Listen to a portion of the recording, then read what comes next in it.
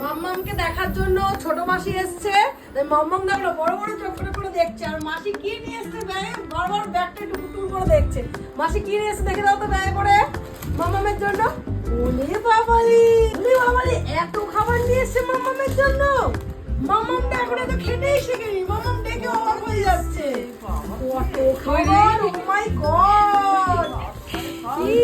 বাবা, মামা কোনটা খাবে শোনা?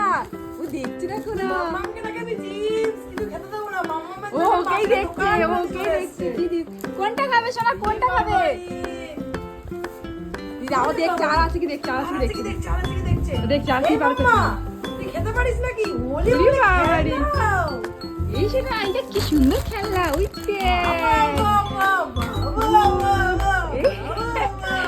কত ওই কি ক্লিপ, ও গাড়া কি কিউট, ও বাবা।